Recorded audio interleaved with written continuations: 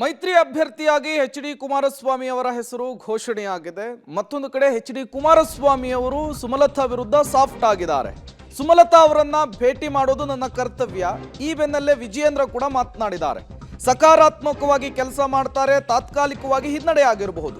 ಒಳ್ಳೆಯ ರೀತಿ ಚರ್ಚೆಗಳಾಗಿವೆ, ಒಳ್ಳೆಯ ತೀರ್ಮಾನವನ್ನ ಸಂಸದೆ ಸುಮಲತಾ ಮಾಡ್ತಾರೆ ಅನ್ನುವಂತಹ ವಿಶ್ವಾಸದ ಮಾತನಾಡಿದ್ದಾರೆ. ದೆಹಲಿ ಮಟ್ಟದಲ್ಲಿ ಮೈತ್ರಿಯ ಬಗ್ಗೆ ಚರ್ಚೆ ಆಗಿದೆ ಅಂತ ಕೂಡ ಹಿಂಟನ್ನು ಬಿಟ್ಟುಕೊಟ್ಟಿದ್ದಾರೆ ರಾಜ್ಯಾಧ್ಯಕ್ಷ ಬಿ.ವೈ. ವಿಜಯೇಂದ್ರ ಅವರು. ನವಲಿಸ್ತಕ್ಕಂಥದ್ದೆಲ್ಲ ಮಂಡ್ಯ ಕ್ಷೇತ್ರದ ಸಂಸದರಾಗಿರ್ತಕ್ಕಂಥ ಸುಮಲತಾ ಅವ್ರನ್ನ ನಾನು ಕೂಡ ರಾಜ್ಯದ ಅಧ್ಯಕ್ಷನಾಗಿ ಭೇಟಿ ಮಾಡಿ ಅವ್ರ ಜೊತೆ ಚರ್ಚೆ ಮಾಡಬೇಕಾಗಿರ್ತಕ್ಕಂಥ ನನ್ನ ಕರ್ತವ್ಯ. ಬದಲಾಗಿರ್ತಕ್ಕಂಥ ರಾಜಕಾರಣದಲ್ಲಿ ಇವತ್ತು ಮಂಡ್ಯ ಲೋಕಸಭಾ ಕ್ಷೇತ್ರವನ್ನು ನಮ್ಮ ಕೇಂದ್ರದ ವರಿಷ್ಠರು ಜಾತ್ಯತೀತ ಜನತಾದಳಕ್ಕೆ ಬಿಟ್ಟುಕೊಟ್ಟಿರ್ತಕ್ಕಂಥ ಸಂದರ್ಭದಲ್ಲಿ ಸಂಸದನ್ನು ಭೇಟಿ ಮಾಡಿ ಅವರ ಸಹಕಾರವನ್ನು ಕೇಳಬೇಕಾಗಿರ್ತಕ್ಕಂಥದ್ದು ನಂದು ಕೂಡ ಕರ್ತವ್ಯ ಇದೆ. ಸಾಕಷ್ಟು ವಿಚಾರಗಳನ್ನ ನಾವು ಚರ್ಚೆ ಮಾಡಿದ್ದೇವೆ. ಸುಮಲತಾ ಅವರು ಕೂಡ ಸಕಾರಾತ್ಮಕವಾಗಿ ಸ್ಪಂದನೆ ಮಾಡಿದ್ದಾರೆ. ಅವರು ಕೂಡ ಎಲ್ಲ ಅವರ ಅಭಿಮಾನಿಗಳ ಜೊತೆ ಚರ್ಚೆ ಮಾಡಿ ಮುಂದಿನ ತೀರ್ಮಾನವನ್ನು ತೆಗೆದುಕೊಳ್ತೇನೆ ಅಂತ ಹೇಳಿದ್ದಾರೆ. ಬಟ್ ನನಗಂತೂ ವಿಶ್ವಾಸ ಇದೆ, ಅವ್ರು ನಮ್ಮ ಜೊತೆಲಿ ಇರ್ತಾರೆ, ನಮ್ಮ ಪಕ್ಷಕ್ಕೂ ಕೂಡ ಶಕ್ತಿಯನ್ನು ತುಂಬತಕ್ಕಂಥ ಕೆಲಸ ಮಾಡ್ತಾರೆ. ಇದು ಅವರಿಗೆ ತಾತ್ಕಾಲಿಕ ಹಿನ್ನಡೆ ಅಂತ ಅನ್ನಿಸ್ಬೋದು, ಆದರೆ ಮುಂದೆ ಭವಿಷ್ಯದಲ್ಲಿ ಅದು ಎಲ್ಲವೂ ಕೂಡ ಒಳ್ಳೆಯದಾಗ್ತದೆ ಅನ್ನೋದನ್ನು ನಾನು ಕೂಡ ಮನವರಿಕೆ ಮಾಡಿಕೊಟ್ಟಿದ್ದೇನೆ. ನಮ್ಮ ರಾಷ್ಟ್ರೀಯ ನಾಯಕರುಗಳು ಕೂಡ ಚರ್ಚೆ ಮಾಡಿದ್ದಾರೆ. ಎಲ್ಲವೂ ಕೂಡ ಒಳ್ಳೆಯದಾಗುತ್ತೆ ಅನ್ನೋ ವಿಶ್ವಾಸ ನನಗೆ ಸಂಪೂರ್ಣವಾಗಿದೆ. ಸಹಜ, ಯಾಕಪ್ಪ ಸಂಸದರಾಗಿ ಅವರು ಯಾವುದೋ ಒಂದು ತೀರ್ಮಾನವನ್ನು ತೆಗೆದುಕೊಳ್ಳುವ ಪೂರ್ವಭಾವಿಯಾಗಿ ಅವರ ಅಭಿಮಾನಿಗಳ ಒಂದು ಅಭಿಪ್ರಾಯವನ್ನು ಪಡೆದುಕೊಳ್ಬೇಕಾಗ್ತದೆ.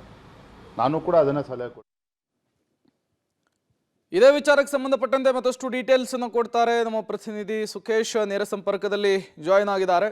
ಸುಖೇಶ್, ಒಂದು ಕಡೆ ಮಂಡ್ಯದಿಂದ ಕುಮಾರಸ್ವಾಮಿ ಅವರ ಹೆಸರು ಅಧಿಕೃತವಾಗಿ ಘೋಷಣೆಯಾಗಿದೆ. ಈ ಬೆನ್ನಲ್ಲೇ ಸುಮಲತಾ ನಡೆ ಏನಿರಬಹುದು ಅನ್ನುವಂತಹ ಕುತೂಹಲ ಜಾಸ್ತಿಯಾಗಿತ್ತು. ಇವತ್ತು ಬಿ.ವೈ. ವಿಜಯೇಂದ್ರ ಕೂಡ ಭೇಟಿ ಕೊಟ್ಟಿದ್ರು. ಇವತ್ತೇನೆ ಸುಮಲತಾ ನಡೆಗೆ ಒಂದು ಕ್ಲೈಮ್ಯಾಕ್ಸ್ ಸಿಗಬಹುದು ಅನ್ನುವಂತಹ ನಿರೀಕ್ಷೆ ಇತ್ತು. ಬಟ್ ಅದು ನಾಳೆ ಪೋಸ್ಟ್ಪೋನ್ ಆಗಿದೆ. ಸುಮಲತಾ ಅವರಿಂದ ನಾವು ಏನು ನಿರೀಕ್ಷೆ ಮಾಡಬಹುದು ಈ ವಿಚಾರಕ್ಕೆ ಸಂಬಂಧಪಟ್ಟಂತೆ ಅಂತ ಹೇಳಿ ಸುಖೇಶ್. ಪ್ರೇಮ್, ಖಂಡಿತ ಹೌದು. ಯಾಕಂದ್ರೆ ಈ ಬಾರಿ ಮತ್ತೆ ಮಂಡ್ಯದಿಂದ ನಾನು ಸ್ಪರ್ಧೆ ಮಾಡಿಯೇ ಮಾಡ್ತೀನಿ ಅನ್ನುವಂಥ ಮಾತನ್ನ ಪದೇ ಪದೇ ಸುಮಲತಾ ಅವರು ಹೇಳ್ತಾ ಇದ್ರು. ಮೈತ್ರಿ ಕೂಟದಲ್ಲೂ ಕೂಡ ನನಗೆ ಟಿಕೆಟ್ ಸಿಗಬಹುದು ಅನ್ನುವಂಥ ಅಭಿಪ್ರಾಯವನ್ನು ಕೂಡ ಅವರು ಪದೇ ಪದೇ ವ್ಯಕ್ತಪಡಿಸಿದ್ರು. ಆದರೆ ಅವರಿಗೆ ಟಿಕೆಟ್ ಮಿಸ್ ಆಗಿದೆ. ಮಿಸ್ ಆದಮೇಲೆ ಅವರ ಸ್ಟ್ಯಾಂಡ್ ಏನು ಅನ್ನುವಂಥದ್ದು ಸಹಜವಾದ ಕುತೂಹಲ ಆಗಿತ್ತು. ಆದರೆ ನಾಳೆಯೂ ಕೂಡ ಅವರು ತಮ್ಮ ಬೆಂಬಲಿಗರಿಂದ ಅಭಿಪ್ರಾಯವನ್ನು ಸಂಗ್ರಹಿಸುವ ಕೆಲಸವನ್ನು ಅಷ್ಟೇ ಮಾಡ್ತಾರೆ ಹೊರತು ತಮ್ಮ ನಿಲುವನ್ನು ನಾಳೆ ಅವರು ಬಹಿರಂಗ ಪಡಿಸಲ್ಲ. ಆದರೆ ನಾಳೆ ಒಂದು ಹೈ ವೋಲ್ಟೇಜ್ ಮೀಟಿಂಗ್ ಅಂತೂ ತಮ್ಮ ಆಪ್ತರು ಮತ್ತು ಬೆಂಬಲಿಗರ ಜೊತೆ ನಡೆಸಲಿಕ್ಕೆ ತೀರ್ಮಾನ ಮಾಡಿದ್ದಾರೆ. ಅದು ಒಂದು ಭಾಗ. ಅದನ್ನು ಹೊರತುಪಡಿಸಿದರೆ ಮಂಡ್ಯಕ್ಕೆ ಬಂದೆ ನಾನು ಎಲ್ಲವನ್ನೂ ಕೂಡ ಪ್ರಕಟಿಸ್ತೀನಿ ಅಂತ ಹೇಳಿರುವಂಥದ್ದು ಸಹಜವಾಗಿ ಒಂದು 2-3 ದಿನದಲ್ಲಿ ನಾಳೆಯ ಮೀಟಿಂಗನ್ನು ನಂತರ ಮಾಡುವಂಥ ತೀರ್ಮಾನವನ್ನು ಮಂಡ್ಯಕ್ಕೆ ಹೋಗಿ ಪ್ರಕಟಿಸುವ ಸಾಧ್ಯತೆ ಇದೆ. ಅದಕ್ಕೂ ಮುಂಚಿತವಾಗಿ ಬಿಜೆಪಿಯ ರಾಜ್ಯಾಧ್ಯಕ್ಷ ವಿಜಯೇಂದ್ರ ಅವರು ಇವತ್ತು ಭೇಟಿ ಮಾಡಿರುವಂಥದ್ದು ಮನವೊಲಿಕೆಯ ಒಂದು ಭಾಗ. ಜೊತೆಗೆ ನಮ್ಮ ಜೊತೆಗೆ ಇರಿ ಅನ್ನುವಂಥದ್ದು ಸೇರಿದಂತೆ ಎಲ್ಲ ಸಾಧಕ ಬಾಧಕಗಳ ಬಗ್ಗೆಯೂ ಸಹಜವಾಗಿ ಚರ್ಚೆ ಮಾಡಿರ್ತಾರೆ.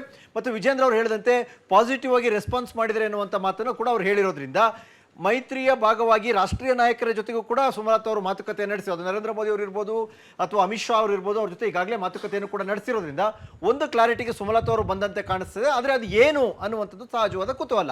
ಹಾಗಾಗಿ ಅವರು ಮಂಡ್ಯದಲ್ಲೇ ಪ್ರಕಟಣೆ ಮಾಡ್ತಾರೆ ಅಂದಿರೋದ್ರಿಂದ ಇವತ್ತಿನ ಸಭೆ ಪ್ಲಸ್ ನಾಳೆಯ ಸಭೆ, ನಾಳೆ ಅವರ ಬೆಂಬಲಿಗರು ಕೊಡುವಂತಹ ಸಲಹೆ ಸೂಚನೆಗಳನ್ನು ಆಧರಿಸಿ ಮಂಡ್ಯದಲ್ಲಿ 2-3 ದಿನದೊಳಗಾಗಿ ಅವರು ಘೋಷಣೆ ಏನು ಮಾಡ್ತಾರೆ ಅನ್ನೋದ್ರ ಬಗ್ಗೆ ಈಗ ಕುತೂಹಲ ಕೂಡ ಹೆಚ್ಚಿದೆ. Prem, okay, thank you Sukhesh ತಮ್ಮೆಲ್ಲ ಮಾಹಿತಿಗಾಗಿ.